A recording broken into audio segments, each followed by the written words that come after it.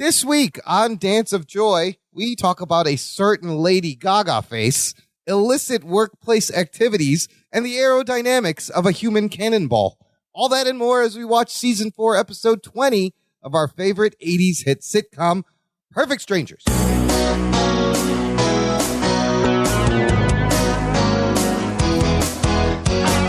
Hello, listener, and welcome to Dance of Joy, a Perfect Strangers rewatch podcast. My name is Imran. I'll be one of your cousin hosts. Joining me is my sister, Sophia. What's up, Sophia? What's up, Imran? I was listening to the radio this morning, and I've had this song stuck in my head all day by the one and only Lady Gaga. Oh, the Gaga. The Gaga. And all day I've just been singing to myself, poker face, poker face. Just singing gibberish to yourself. My poker face. Gaga. That's good old Lady Gaga. Yes, that. You know what? And this episode reminded me of that song. Yeah. Why? Because we are on Season 4, Episode 20 of Perfect Strangers. The episode titled 7-Card Studs. Ooh. Studs. Studs. The title, of course, is a pun on a type of poker called 7-Card Stud. Poker has many variants. That is a funny name for this episode because we'll find out later that they're not actually playing 7 cards. No, they're playing the old 5-card stud. 5-card I don't know why they call it 7-card studs. But if you open up the TV guide back then, you would have read the chips are down for Balky, who's lost a bundle in Gorpley's poker game. Uh-oh. But Larry comes through with a plan. Oh, God. To recoup his cousin's losses. Oh, we got a Larry plan. I have a plan. I'm already in. We love a good Larry plan. Last episode, Larry had a plan, and it worked. Let's see what happens this episode. Will he go 2 for 2? I don't know. We have our cast of cousins, Bronson Pinchot and Marklyn Baker. We also have an appearance by Jennifer Lyons, played by Melanie Wilson. And, of course, we have Mr. Gorpley and a couple of his buddies. Sam Anderson playing Mr. Gorpley. You brought this up a little while ago. Do you call people you work with Mr. anything anymore? No, it's been a while. Right? Yes. Like, everyone should imagine your office. Does anyone refer to? I think like only if it was like someone super old who's been around for like 20 years, and out of respect, people might call them Mr., but not even anymore. Where I work, we have like presidents, vice presidents, the owner. They all go by first names. You might use like a last name only out of like colloquialism, but to call someone Mr. anything it's so weird. Is out of fashion. The formality has left our society. Yeah. Amongst other things. But it's only really Balky who calls him Mr. Gorpley. No, they all call him Mr. Gorpley. They call him Gorpley. Or they just call him Gorpley. Yeah. Okay, that makes more sense. But Balky says Miss Lydia, Miss Harriet. Well, this is from me, Posey, and politeness and culture, right? But why wouldn't he call him Mr. Sam then? That's a good Mr. Gorpley. That's a good plot anyway, it occurred to me. I don't know why it took me till season 4, but it occurred to me in this episode that nobody calls people at work Mr. I mean, like maybe he's like 20 years older than them, like in the show, but no, I don't think so. Like he's maybe 15 years older. Yeah. All right. It's just weird. Anyways, this episode first aired back on April 14th, 1989, when you called your boss Mr. or Mrs. something. Yes, and Perfect Strangers, of course, is now streaming on Amazon Freevee, and it's free. That was formerly IMDb TV, but now it's all free on Amazon with one little commercial break in the middle of every episode. Lovely. So amazing. Okay, Act 1, let's get into it. We are in the apartment. It's the morning, and we know it's morning because Larry is just making himself a hot beverage in the kitchen. He's sipping it. Great bright pink shirt on and a blue tie, ready to go to work. Yes, so he's just having his morning hot beverage, and the door opens quietly, the front door to the apartment, and we see Balky creep in, his shoes in his hand, like a little kid who's like been out all night, trying to sneak in and not tiptoeing, trying not to make any noise. And Larry sees him, and he asks, "Are you just getting home?" And Balky freezes where like in his place, and he goes, Balky wasn't even looking towards the kitchen. And then Balky's like hair is all ruffled, like he's been out all night. And Balky says, well, yes. And then he goes, bye-bye, and tries to go to his bedroom. And Larry stops him again. He says, were you working all night? And Balky says, well, no, we were playing poker. What? Bye-bye, and tries to leave again. And Larry stops him with a, wait a minute. We have to mention the shirts throughout this episode, right? So this is actually a magnificent shirt. It's not so a story shirt. It's a tree shirt. It's a tree. It's blue. It's blue. It's like literally aqua blue base with a green tree just in the middle. Green embroidered like tea leaves and tree leaves and birds sitting on. It's crazy. It's just a beautiful tree. Shirt. It's crazy. And front and back is both just a tree growing out of his crotch area. And so Larry's like, whoa, you were playing poker. What? And so Balky gives up on trying to escape to his bedroom. He goes over to the kitchen and he explains that he wasn't supposed to play, but one of Gorpley's regular players was sick. And Mr. Gorpley graciously allowed him to sit in. And Larry immediately knows what happened. And he says, how much money did you lose? And then Balky just breaks down, walks over to him, puts his head on his arm and goes, I'm good. And Larry goes, what? And again, Balky just goes, oh, gosh. And Larry goes, what? And all this, Balky lifts his head and goes, oh, cousin, I lost $100. And Larry yells at him, You lost $100? He's like shouting at him. Not very characteristic, Larry, but there's a funny way of yelling at him. And Balky says, don't yell at me. I feel quite vulnerable. I lost $100. I lost $100. And Larry tells him he's not mad at him. He's mad at Mr. Gorpley because Gorpley took advantage of him. He did. And Balky, dear sweet Balky, tries to defend Gorpley. He says, don't get mad at him. He was trying to help me. He sat down right next to me so he could help me by looking at my cards. Oh, sweet Balky. And then Larry tells everyone just the basic way of playing cards that everybody's thinking is, Balky, looking at your cards is against the rules. Yes, clearly. Balky says, well, I'll be snookered. I love I'll be snookered. I was wondering why he wouldn't let me look at his cards. Do you think that's why I lost every hand? And Larry's like, yep. Yes, I think so.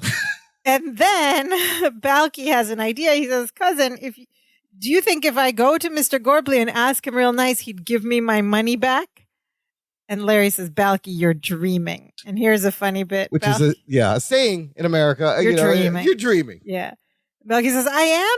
You mean I didn't play poker all night and I didn't lose $100, but it seemed so real? Oh, boy. And Larry assures him that it was real and tells him that Gorpley is a serious card player. And the only way to get your money back is to play him and beat him and get your money back. And Balky goes, that's great, cousin. He goes, in fact, losing the money was the only part of the game I didn't enjoy. Other than that, it was really a great way to experience male bondage. And Larry is shocked at first. And then you see Mark Lynn Baker's face like think for a minute. And he's like, oh. What was he trying to say? And then he goes, bonding. Male bonding. And then third time while Balky's examining his mouth as he does, bonding. Bonding. He looks right at his mouth. Male bondage is quite a racy phrase reference to put in a family-friendly show. With your kids watching this on a Friday night prime time. How would you explain male bondage? Daddy, what's male bondage? What are they talking about? A son just paid. Just never mind. Bondage. And that gag is great where he's trying to think of what was Balky actually trying to say? Yeah. You see it. And we're going to see that repeat a couple more times. It's so great. So Larry is cooking up something to win Balky's money back, and we're going to find out what it is. We cut to later that evening, same in the apartment, still in the apartment. It's nighttime now. It's nighttime. They've gone to work and come back, apparently. Apparently, yes. Presumably. And Larry has like a little case, and he's in the living room, and he calls for Balky to come out and join him. And then Balky comes out of his bedroom, and here we get a big laugh. This is great. Because he's got remember his bullet hat? Yes. He's got his Meposian bullet hat on and a towel tucked into the back of his collar, and it's hanging behind him like a cape. Yeah, something we all did when we were kids and you played Superman. Yes. And Larry just looks at it. We hear the audience laugh at this because it's funny. It's a funny scene. And then Larry asks him why he's wearing his bullet hat. And Balky says he figured out a way to make back that $100 that he lost. He says, I'm going to hire myself out on weekends as a human cannonball. Yeah. And then he puts his arms up straight like he's flying through the air. The bullet hat makes you more aerodynamic. I guess so. Good, I wonder if he found a want ad for but a a towel cape is going to give you some that's drag. going to drag you down a little bit. Capes really aren't the best thing when you're flying, but superheroes wear them anyways. So Larry goes, look, Balky, forget about all that. He removes Balky's bullet hat, takes the cape off. He tells him, I told Gorpley we're playing in his poker game tomorrow night. I'm going to win your money back. What? And Balky says, okay, but you have to be careful. Mr. Gorpley is quite the aardvark. And then again, you see Larry, Mark Baker, look up, and this time I think you see his mouth move, and he's like, what is he trying to say? Oh, and then he goes, perhaps you mean card shark? I love this guy. I love this card shark aardvark. And Larry has to pause to figure out what he's trying to say. It's so good. And then Larry tells Balky something that Balky has not learned about him despite living with him for 3 years now, 3 or 4. Larry says that he happens to be a great poker player. In fact, in the poker world, Larry was known as Smooth Larry Appleton. Oh my God, he's got a poker nickname. And then Balky says, well, in the goat milking world, I was known as Cool Hand Balky. And then Balky sort of mimics like milking a goat. He's air milking goat he air milks goat udders one at a time with each hand and makes like this cool face. He goes, ooh. He purses his lips and he's like, ooh. And then he just rubs his fingers on his shirt and then he blows them out like a gun. Yeah. Cool Hand Balky. Well, I think that's a reference to Cool Hand Luke. There's a movie, Cool Hand Luke. Yeah. And then they get to the poker lesson. And Larry says the first thing they have to do is he has to teach Balky how to play poker. And he wrote down a few simple rules on a notepad. And he reads out these rules as he shows Balky the notepad. He says, as you can see, 2 pair beat 1 pair, 3 of a kind beat 2 pair, a full house, which is 3 of a kind, and a pair beat 3 of a kind, and a 4 of a kind beats a full house. Any questions? That's a lot. And Balky looks at the pad and he goes, wow. You make it seem so complicated. All Mr. Gorpley did was deal me 5 cards and we both look at them and then he take my money. Wow, Gorpley was really a shyster there.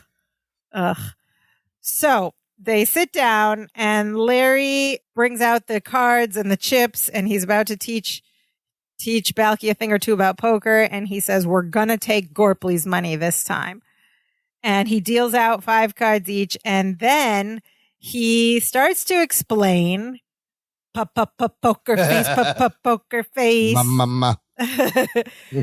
And he says, he tells Balky, like, the important thing is nobody should know what cards you have. Larry says, watch me first. And he picks up his cards. He says, they may be good, they may be bad. I'm looking at my cards. What do you see on my face? And Balky looks at his face. He goes, there's a little tiny bit of ketchup right there. And Larry gets frustrated. He's like, that's enough. And he explains, like, what he means is that your face shouldn't reveal anything about the cards in your hand. That is called having a poker face. A poker face. Yeah, he goes, poker face. Poker face. Poker face. Plosives on the podcast. Yes. Sorry. And Balky makes a silly little joke here. He says, that's a relief. I thought it meant being hit in the face with a poker. And then he laughs at his own joke. Little silly joke. And Larry's getting very frustrated. He's like, do you want me to win your money back? Yes, He's like, okay. Do you? Like, yes, I do. You do? You do? Okay. All right, then. Pay attention. Balky says, okay. Yeah. Then it's Balky's turn to practice. And Larry says, look at your cards. Remember, your face shouldn't reveal anything about the cards in your hand. And then what does he do? So before he picks up his cards, Balky's like, okay. And he takes his hand and covers his face, wipes it down.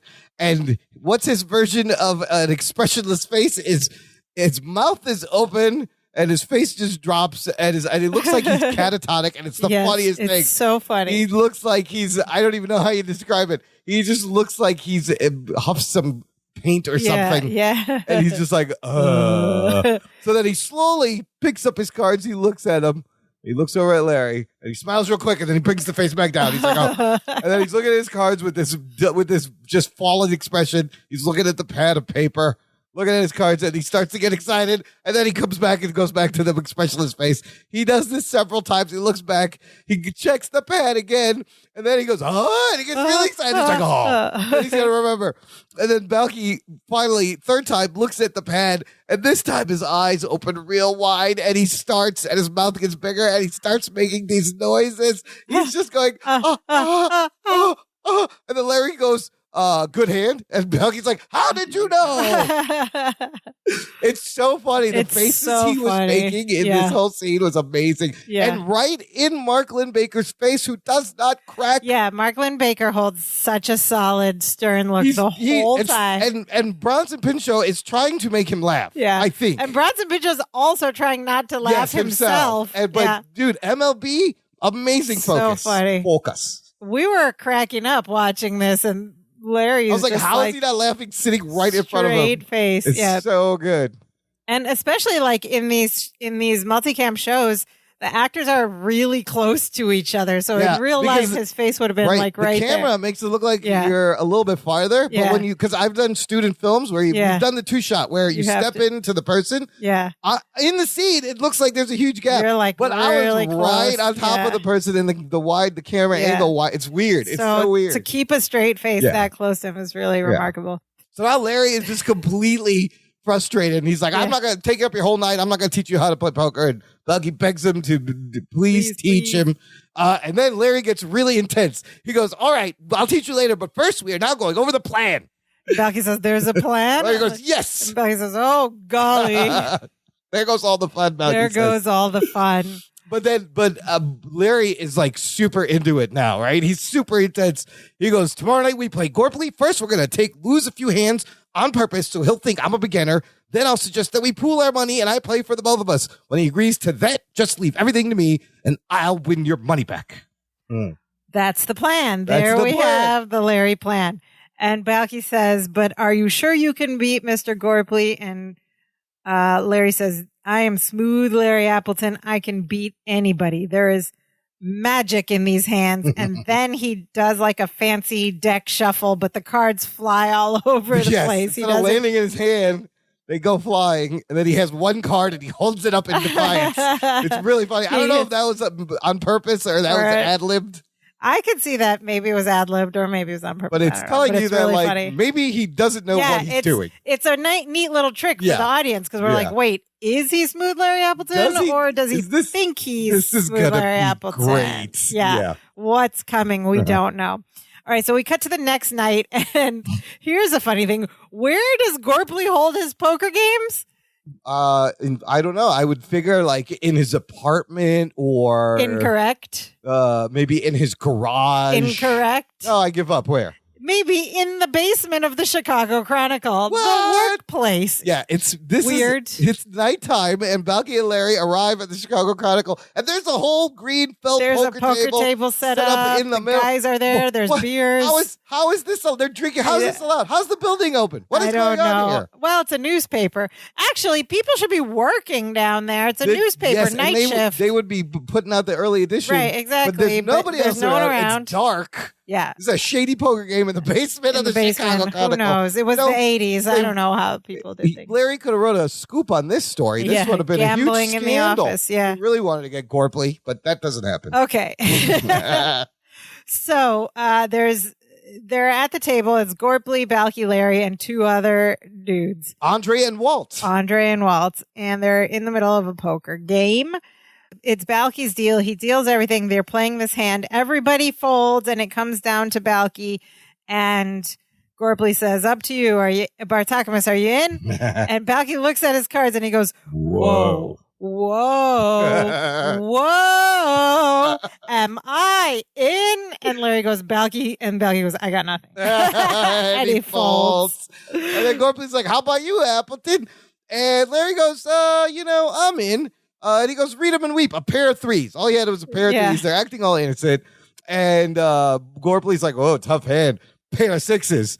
and wins the pot. And Larry's acting all like innocent and like, pair of sixes. Well, of all the luck. Yeah, how did this happen? And here Balky starts to pour on the plan. Yeah. But it's not a plan. It's not a plan. Because he says, first of all, he goes, we must be the two worst poker players in the whole world. And then he goes, I love this line.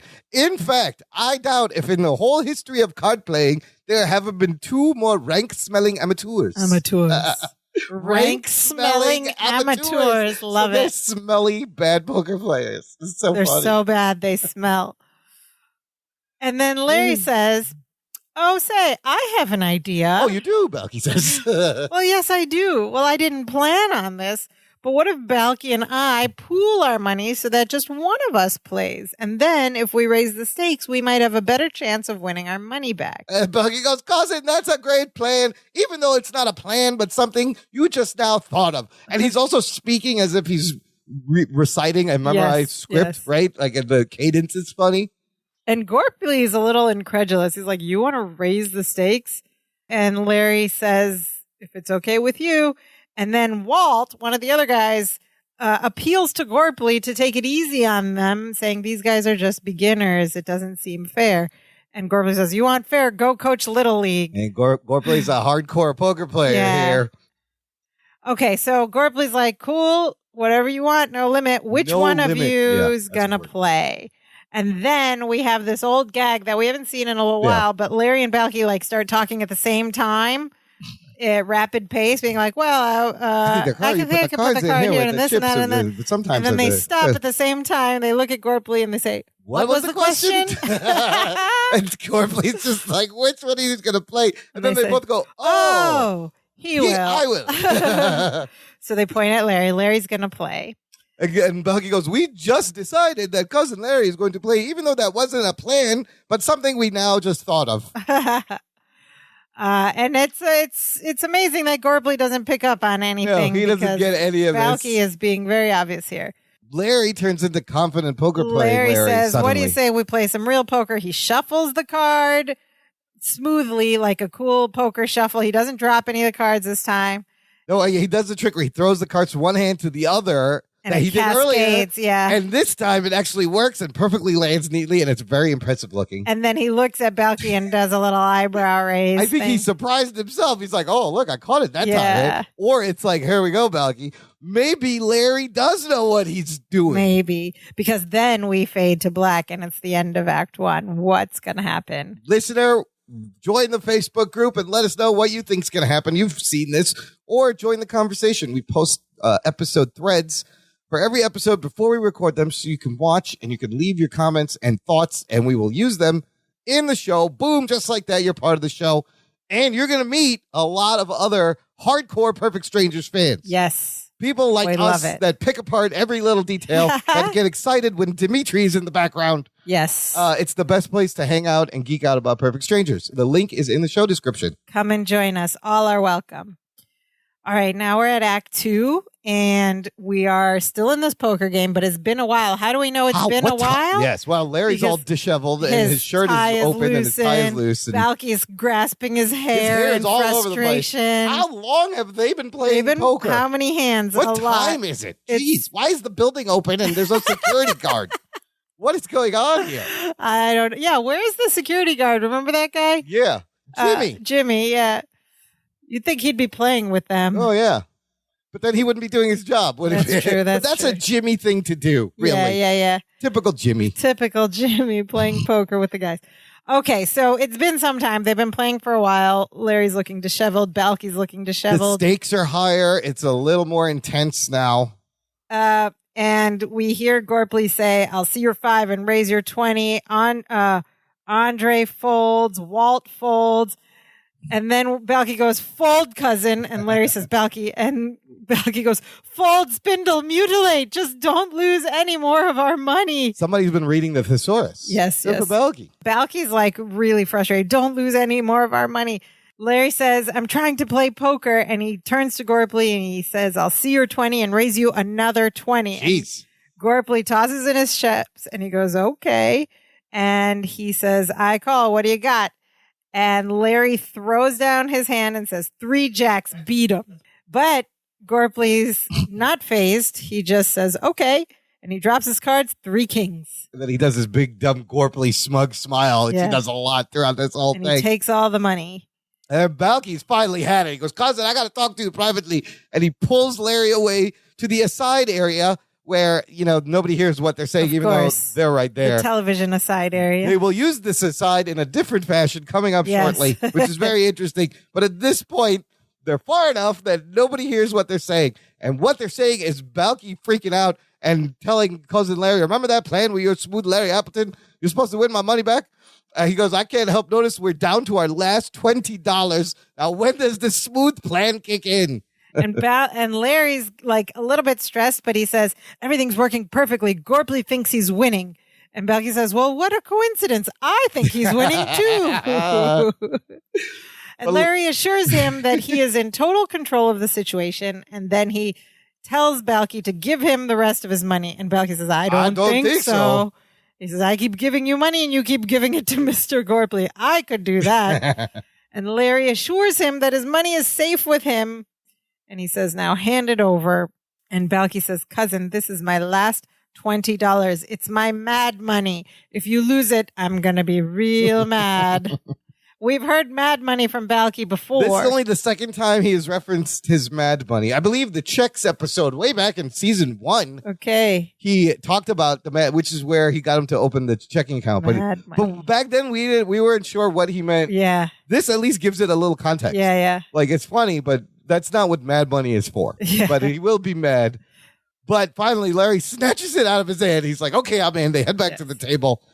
And Gorpley's like, why don't you guys just give me your last $20 and go home? He goes, you can't beat me. I've been playing poker since I was in high school. They used to call me Slick Sam Gorpley. And I love this reaction. Balky goes, cousin, let's get out of here. He's got a better nickname.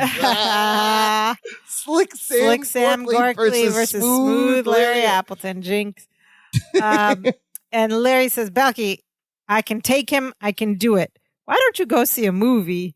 Balky says, I'd love to, but you have all my money. A little throwaway joke. And Larry gives Gorpley the $20 for more chips. And then Jennifer comes storming into the basement from the parking garage area. They just let anybody in late at night? They just let anyone in late at night. Where did she come from? She says, Larry, I was afraid I'd find you here. And Balky is like super surprised. He's like, Jennifer. And then Walt, okay, here's the late 80s misogyny. Whoa, who's the blonde? Walt's got all the creepy lines in this episode. Creepy Walt. And he's like old, too. He's very old. He goes, whoa, who's the blonde? And Gorpley's like, Appleton's girlfriend. Why? I'll never know. And Larry has this face. Larry's like, hey. I'm sitting right here, Gorpley. Yeah. And Jennifer says to Larry, could I talk to you for a minute, please? And Larry brushes her off. Not now. It's my deal. And then Jennifer goes to Balky. Balky, we have to talk. And so they get up and move to the other side in another aside area. But this time they're very close and close enough for the rest of the group to hear them. Especially Sam Gorpley. Yes, they go and stand right behind Mr. Gorpley. And they have this conversation. Do we want to do this in an act out? Sure. Okay. Balky, we have to get Larry out of here. Well, tell me something I don't know. How's he doing? Well, he says he's doing great, but Mr. Gorpley has all of our money. And Gorpley's like listening. You can see Gorpley like listening. Yeah, he's totally eavesdropping. If we don't get Larry out of here right now, he'll start writing IOUs. He'll bet his car. He'll bet everything he owns. The minute Gorpley hears that, he goes, I'll raise you $20, right? And then, and Balky goes, but how can that be? He's supposed to be Smooth Larry Appleton. He was Smooth Larry Appleton years ago, but that's before he got the fever. Oh, the fever. It got so bad, he finally vowed to quit and never pick up the cards again. I told him not to take this chance, but Balky, he said he had to do it for you. And Balky goes, but do you think he has any control left? And then we hear Larry go, all right, here's your 20. And I'll throw in the blonde. And I'll throw in the blonde. And Balky goes, apparently not. What? He just bet Jennifer. Oh, my gosh. In the poker game. What is going on? This is getting crazy. And Balky's like, Jennifer, we have to get him out of here. And they go and they try to pull him away from the table. Larry is not going anywhere. And Jennifer's like, Larry, please, you know you got the fever. You can't win. And Balky goes, cousin, I'm sorry, this is for your own good, and grabs Larry around the middle of his waist, picks him up while Jennifer grabs his feet. So now they're holding Larry horizontal. Larry is horizontal. He's still holding on to the table, though. And Larry's like, no. And then Balky says to Mr. Gorpley, tell him the game is over. And Jennifer pleads, please, you have to let us take him home. He's lost control. And Gorpley's like, nope, he's got $20 on the table. And then Walt goes, yeah, not to mention the blonde. Ew, Walt. And Jennifer looks disgusted. She goes, I'm not on the table. Good for Jennifer. And hearing this, Walt goes, oh, well, then I'm out. He was going to bet if she was on the table. Walt only wanted to play. Walt is so creepy. Gross. And then Larry gets very frustrated and he says, Balky, put me down now. And then Balky the whole time saying, no. And then when he finally says, put me down now, Balky's, all right, if you think it'll help. You're short, you dress funny, and you walk like a duck. And then Larry's still horizontal, is like confused. He thinks for a moment. Again, the third time, he does that thing where he's like, what was Balky? And then he goes, no. Set me down. He just goes, okay. And he puts him down. That so is so funny. great. Put me, set me down. Yes. Like he's not even mad at the insults, which are just 3 solid burns. Yes, you're no short, upper lip you dress joke, funny, and you walk like a duck. Yeah. He's not mad at that. He's just like, I got it wrong. Set me. I got to use my words carefully when you're with Balky. He's so literal this episode, Balky. It's hilarious. Okay, so they put him down, and Larry picks up his cards, and he calls pair of 8s, and Gorpley has a pair of jacks. Beats him again. Larry loses again. Gorpley grabs all the chips in the pot of money, and Larry's looking frustrated now. So we still don't know if Larry is good or not good. What is happening? So then he says, all right, Gorpley, one more hand for the whole ball of wax. And then Balky says, no, cousin, you can't bet my ball of wax. I've been collecting it for years. He took another idiom, literally. The whole ball of wax. Is this, it's a saying. Yeah. Gorpley agrees to this, to play one more hand, but he wants to know what Appleton is going to bet with, because he's got nothing. Nothing. And Larry goes, I'll bet next week's paycheck against everything we lost tonight, plus the 100 Balky lost. And Gorpley's like, oh, you are a serious card player. So he pushes all his chips back into the middle, and Balky is just super Balky's about to lose his mind. He goes, it's your paycheck. And Larry's like, don't worry, Balky. I'm not going to lose. And then he looks at his cards, and then he tells Gorpley, I'll take 3. Which is he's so confident, but he has to take that's 3 not new a good cards. sign that he needs 3 new cards for the poker hand. And Gorpley takes 1. Yeah, he only needs 1. So he's smirking smugly. This is not looking good. At which point Larry continues to raise the stakes. He goes, let's sweeten the pot. He digs in his pocket. He goes, I will raise you my car, as he throws his car keys onto the pot. And Balky's like, no, cousin, don't do that. You don't even have a pair of anything. And Larry's like, Balky. Yeah, he read out his cards. My God. And now we know he doesn't have a pair of anything. This could all be a disaster. Even Gorpley calls out. He says, I got a feeling you're bluffing. And he goes, and Gorpley gets super confident. You want to bet cars? And he throws his own car keys into the pot. And he says, I call. And Larry says, what do you got? And Gorpley puts shows down cards first this time. A full house, kings and aces. Whoa. And he does a little confident laugh. And he says, you can just leave your car here and take the bus home. It'll be a nice lesson in humility. Ooh. And he starts to grab all the chips in the pot. But Larry puts his hand on his arm, and he goes, whoa, not so quick, slick. Uh-oh. And it rhymes. And he starts, now we see what Larry's game is. Smooth Larry Appleton? Smooth Larry Appleton comes out. He says, when I sat down, you thought you had a pigeon you could take to the cleaners.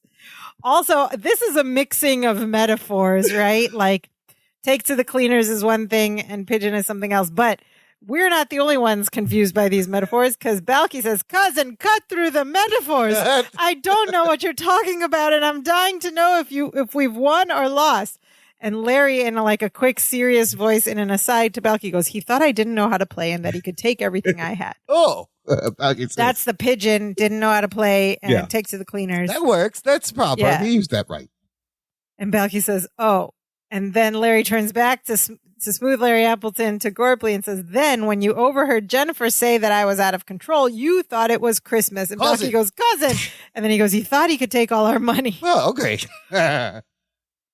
And then we hear the punchline. Well, it was all a trap and you walked right into it. What? Even this surprises Walt, who goes, the blonde was in on it?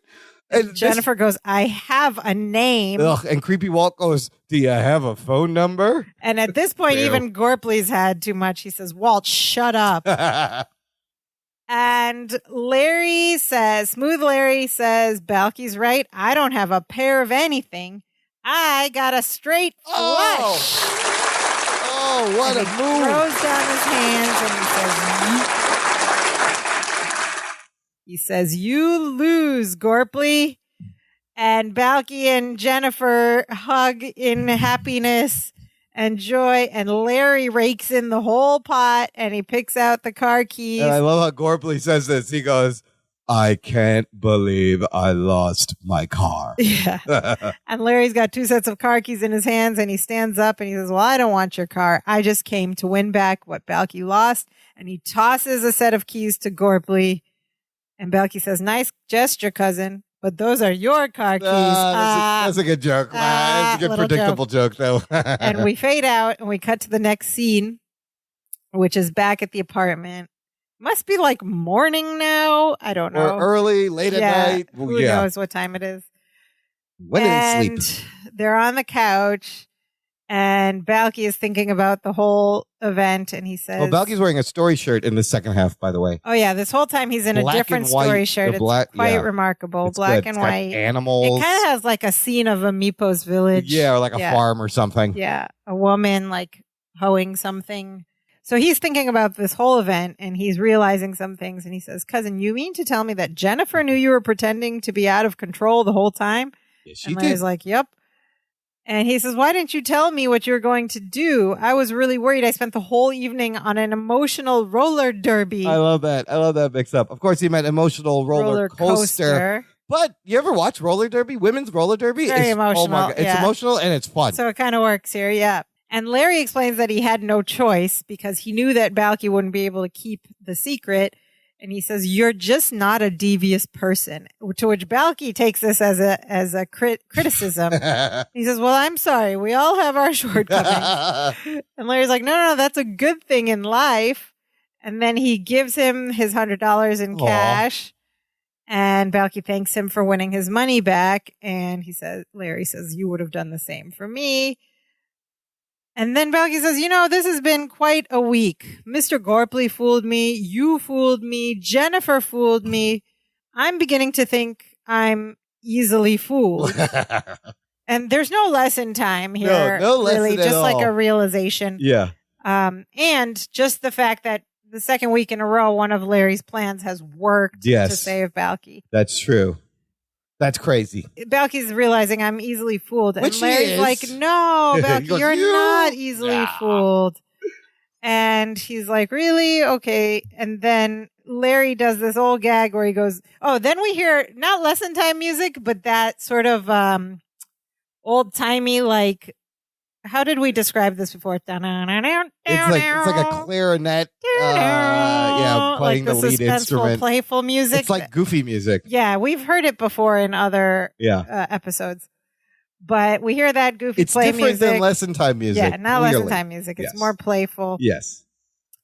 And and Larry does this old gag where he points to Balky's chest, to something on his shirt. He goes, oh, look, what's that? And when Balky looks down, he like boops his nose. Yeah. He flicks his nose. And Balky looks down and he looks up, he gets his nose booped and he goes, what?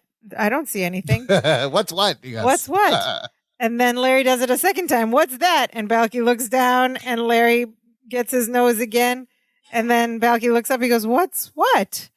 And then Larry does it a third time. What's that? And he just doesn't get it. And then Balky's still looking at his shirt confused and Larry just gives up. He's like, oh, boy. But here's the thing. Balky has done this joke to Larry in the Bucci Tag episode. True. He knows this gag, except not right now. Right. And so no lesson time. We end on this little, like, I'm not easily fooled. I'm easily fooled. Booping of the nose gone wrong. And roll credits. Listener, check out our TeePublic shop and get some fun Dance of Joy podcast swag, tank tops, t-shirts, coffee mugs, tote bags, cell phone cases, all with the lovely logo. You know, it's very trendy to wear graphic tees of niche things where Very people trendy. don't know what it is, right? The more niche and obscure it could be, the cooler you're going to be in the room. Because everybody's going to be like, what is that? Yep. And then you can tell them about Dance of Joy, a Perfect Strangers rewatch podcast. Yes, I wear it to Whole Foods at least once a week.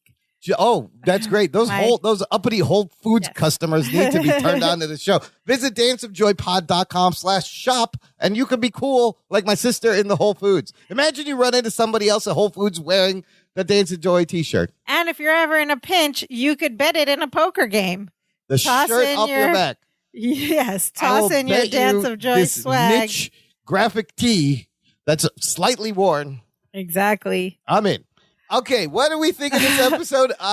Look, there's a lot of funny humor, funny lines, funny physical humor. Pretty straightforward. We get straight to the gags. There's a lot of good wordplay, a little bit of good physical comedy, one bit of physical comedy. Great facial expressions. Facial expression comedy is big this episode. I also think it's interesting, like, Balky was kind of in on it. He was like half in on it. Right, because it was a plan within a plan. Yeah, it was kind of meta. He knew the setup, but he didn't know the, like, execution part at the end with Jennifer. And, like, he thought it was a botched Larry plan, like a Larry plan gone wrong. Okay, so here's the greatest thing about this. Now knowing what we know, if you go back and think about the scenes, you come up with a lot of questions, right? Yeah. Because first of all, was Jennifer just waiting outside the door the whole night? I had that question. They didn't have cell phones then. Like, how did she know when to enter? She was just listening to find the right moment. How did she know when the moment? She was hanging out there all night because Larry went and told her, like, I'm going to do this. I'm going to act all disheveled. And then my second question is, how did his plan even work? He pulled 3 cards. The odds of getting it wasn't a plan. It was straight flush, whatever, on the 3, that's astronomical. And it was, and the game, the cards in the game are luck. The game is actually wagering and reading other people's body language and their face. So his plan was about hustling him the whole time. But but he also needed good relied cards. on him getting lucky at the end. Gorpley had an amazing hand, like almost an unbeatable hand. Unless he had some cards tucked in a sleeve or something. This is the best hand anybody could ever get in any poker game, and he just gets them. Oh, maybe he cheated. Maybe he did the thing. But you know what? It's in 1980s sitcom. It doesn't matter. It doesn't matter. Don't think about it. It doesn't matter. But I like thinking about things that drive me crazy sometimes. Like, wait a minute. How did this even work? How did he know he was going to get those cards? Now, did you ever get into playing poker? I've not really ever played poker. Okay, I have this. So this whole thing reminded me of poker's still very popular. There's lots of variants. It'll always be popular. You know, there was a time, I believe it was like the late 90s, early 2000s, with the rise of the internet technologies, where another variation of poker called Texas Hold'em, you may have heard of it, listener, was super popular because you could play it online against other actual live players, right? So a couple of interesting things happened here is that ESPN starts showing Texas Hold'em tournaments. Card playing becomes a legit sport, right? I used to watch it. Now, here's the funny thing that happened. Up until this time, it was all these old dudes who were, you know, you can picture them hanging out in smoky bars, winning poker. They would always make it to the high tournament. Suddenly, these 20-year-old kids are making it into these tournaments and winning the whole thing because they got their chops online. But playing online is a very different thing. What's the game there? Because you're not reading people's faces. It's all about what's the strategy? Guessing by what people are wagering and what cards are out and the odds of what cards, because once you can see the deck and what's remaining. Well, because once a card is used, it does not get used again. It's out of the deck. Right. So you kind of card count. You kind of remember what cards are dealt, and then there's the thing where it's like the river, and you turn the cards on the street and the whatever. I forgot what the things are. And I can see people like writing all kinds of scripts and hacking the digital aspect of it. But some of these kids, when they played with live people, they were really good. And so you had these young cats coming in, usurping these older dudes who were legends in live poker, and now all that went away because they made it illegal to gamble online, whatever. But within that story, here's my experience. What happened? I got into the online bit a little bit, and I was like, I want to go to one of these. People would host these Texas Hold'em tournaments at their houses where you play at the lower stakes table. If you win that, you move on. Yeah. And eventually it's the last table, and the last person standing wins all the money. I was like, let me go. This sounds like fun. It was a low buy-in. I think at the time it was maybe $10 because like you just everybody pools their money. I didn't make it past the first round because you know why? I do not have a poker face. Like I can't. I'm not very good and not sure. And my strategy was off, and I was just bad. And so I was out on the first round. I'm like, whatever. And then after that, I was like, you know what? I don't need to play this anymore. That's fine. How much did you lose? I think just the buy-in, which was either $10, $25, maybe it was $50. Okay. I don't remember. Because that's how you get in. Everybody pays the same amount, and then that's the pot that you eventually win. Wonder how it is now, because everyone's wearing face masks. Well, the trick if you watch on ESPN, dark sunglasses, hats. Yeah. You're allowed to do all that? I don't know why they let people do that, but they did. And now you have COVID masks. If you were playing a COVID, there's no way anybody's reading your face. Yeah. So that's why you'll see the classic poker things. People have the visors, they got sunglasses on because your eyes are everything is a tell. Yeah. And it's all about just no expression. That's hard to do when you get an amazing hand or not, and you're trying to bluff. That's the strategy. You can bluff also. Yeah. Also, poker game is a classic situation for sitcoms, right? To this day. It's such a guy thing. To this day, we have poker games. Do they? In what? Yeah, have you seen one Schitt's Creek. Oh, they had a poker game. Schitt's Creek had a poker game. The game is timeless. It'll always be played. And you'll have the kind of the same situation. So we get to PS today. We talk about that. But other than that, I mean, I laughed at little episode. I laughed at a bunch of things, even though it was just straightforward and like very simple. I think the facial expressions were probably the funniest bit here. What did our listeners think, sister?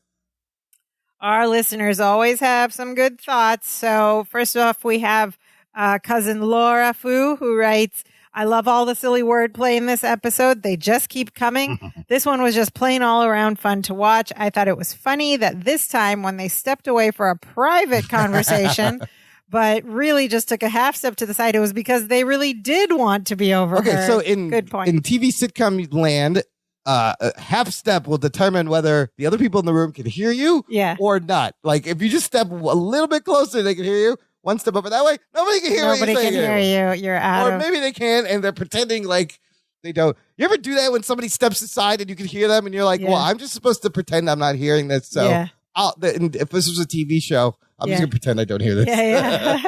When you really want to be like, "I can still hear you, dude." Yeah, you're not far enough. How about that other room? Yeah.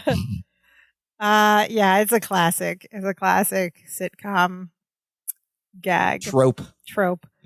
And then we have cousin John Adama always with the thoughtful recaps. And cousin John was a little bit conflicted about this episode. He writes, "Oh boy, I'm not sure what to think about this episode. It had some funny gags, some clever wordplay, but like many TV shows and movies, it's clearly written by people who don't know anything about poker and aren't going to teach the audience anything about poker." I don't know. We learned about having a poker face. Yes, the poker face was the main thing, but I don't know. Some of the other bit they was kind of sketchy. He continues, Larry being dealt a royal flush demonstrates that Larry won entirely by luck and there was no skill involved at all. His little scheme with Jennifer had no effect because he got dealt the magic Deus Ex Machina hand. Deus Ex Machina hand. That childish final scene left an awful taste in my mouth as well. If this is what they're going to end with, I vote we go back to lesson time. All in all, not a horrible episode, but a great example of having all the right ingredients and still not having a tasty final product. Ouch. But he makes some good points. Yeah. And I love he mentioned the Deus Ex Machina, which if you don't know is a common thing as a plot device where a seemingly unsolvable problem suddenly gets resolved by something just luck, by God intervening. It translates to God out of the machine. So an otherwise irresolvable situation, the audience is surprised, and suddenly it's okay. Happy ending. Everybody wins. The good guy wins. There's your Deus Ex Machina. Great use of that term, John. Cousin John. Yeah, so our listeners we are in sync with our listeners. It's because this plan shouldn't have worked. This plan shouldn't have worked, but Larry it worked. Plan works 2 weeks in a row. 2 episodes in a row. So what have we learned these past 2 weeks? That Larry apparently is really good or really lucky at poker. Maybe it's just luck when he needs it. And that he makes a good woman.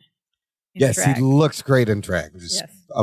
As maybe a Betty White age person. Don't be ridiculous. Not said at all. So we'll say it for him. Of course I have. Don't be ridiculous. Oh, that satisfied my... We need that. You got to hear that at least once. But a great Dimitri appearance right in the beginning. Yes, fantastic. We love seeing Dimitri right from the beginning. He's on the bookshelf with a visor, a dealer's visor, and a stack of poker chips in front of him. Does he have sunglasses on as well, or just the visor to cover his eyes? I think it's just the visor. Okay. But the poker chips and visor, great. That's a great little touch. See? Yeah. That's all you need. It's perfect. Put that in every episode. I don't want to see one without Dimitri. We definitely need Dimitri every episode. Okay, now it's time for the segment of our show called PS Today, or Perfect Strangers Today, in which we talk about what would it be like to remake this story today in 2022, what things hold up, what things don't hold up. Could we do this story today? What are your thoughts, Imran? I mean, like we said, poker, timeless game. You could absolutely do the majority of this today. People getting hustled in a poker game. I think you had brought up earlier. And in fact, we see poker in modern sitcoms all the time still. You said it reminded you of the Fresh Prince episode where Fresh Prince was a pool hall hustle. Yeah, pool hall, and Mr. Banks was a very good pool player. But you can always do this. The things that would change would be like he could text Jennifer. Yeah, so she wouldn't have to stand by the door. Right. And maybe you could train Balky online. You could have some fun Texas Hold'em online. Watch some things. YouTubes about poker. Yes, it could be shown on, because they never used to show it on ESPN, and like card players were ecstatic when the ESPN was like, no, this is a sport, let's show it. So they could have watched that. Yeah, I think in general it holds up. The stakes would be a lot higher than $100. Yeah, you could make it like $1,000 or something. It would be $100 is not much. Would they be playing in the basement in their workplace? Probably not. You'd have to move that somewhere. There's probably some rules about that now. Also, Walt would be fired. Well, so Walt would be fired canceled for sexual harassment. Right away. Larry would bust Gorpley with a scandalous article about gambling in the workplace at the Chronicle. Yeah. On Chronicle time and money. Not only would Walt be canceled, but Jennifer would probably break up with Larry, even though she was in on it for wagering her. I am not on the table. Yeah. I'll toss in the blonde, or even calling her the blonde. But this is how nice Larry and Balky are, because at any point in this whole series, Gorpley is so mean to them, they could easily get him fired. Just by telling management. They even give him his card back at the end. Yeah. Just squeal on him to management and he'll get the boot. You don't worry about Gorpley anymore. No, I like Gorpley. No, but Larry wanted to be the hero and prove a point and show Balky that he's the lesson. Good at something. Show mercy to your enemies. Yeah, like true. Cobra Kai. But don't throw back the wrong car keys. Yes. Not Cobra Kai. The other one. Miyagi-Do. Yeah, so basically, PS Today, this same story could work. I think so. I think largely it would hold up, but you wouldn't have to change much. And yeah, we do see it like I said in Schitt's Creek. You might have to make the plan a little more convincing. They thought somebody was cheating, but he really was just really good at reading people, and he caught everyone's tells right away, like a leg shake, an itch. But they thought he was cheating, and then he explains how he knew everything. Right. See, he could do that. And they accuse him of cheating, and he gets offended. Yeah. And he throws it in their face and because of this. Yes. Yeah, see, there's tons of poker storylines you could do. You could do this straight one. Yes. Okay. That's it for today's episode. Join us again next week when Larry becomes a college teacher. What? Professor Appleton? Appleton. Larry starts teaching a class, and we'll see what happens. How does this even happen? I can't wait to find out. We will find out. In the meantime, listener, if you want to support this show, provide value back for some entertainment value we give you here, there's a way to do that. You can buy us a virtual coffee. Visit our website, danceofjoypod.com/support. And you'll see a little buy us a coffee. It's a virtual coffee, but it's a little tip jar, little virtual tip jar. Throw in some digdas. Every little bit helps us keep this show going. And we want nothing more than to keep doing this show and spreading the joy of Perfect Strangers till the end to as many people as possible. But if you cannot support us with a virtual coffee, that's totally fine too. What you can do is get in touch with us. Have a conversation. Tell us how you're liking our show. Tell us what you think about Perfect Strangers. And you can do all that by visiting our website, danceofjoypod.com. There on the website, you'll find links to all of our social media accounts, the Facebook, the Twitter, the Instagram, as well as all the places where you can listen to the podcast and leave us ratings and reviews and subscribe. Also, right there on the website main page, you can click a button and leave us a voice message. Say hi. Tell us about your poker experiences. Tell us how much money you've lost or won and what your poker nickname was. These are all things you can leave us in a voice message, or you can send us an email at danceofjoypod@gmail.com. But Imran, what is the most important thing our listeners should do? Never wear a cape when you're human cannonballing. It's just going to throw you off and slow down the trajectory. You're going to miss the net. This is true. The other most important thing is to share this show with a friend, with a coworker, with your poker buddies, with the guy you beat in poker. Take it, spread it at the Texas Hold'em tournament. Even with Creepy Walt.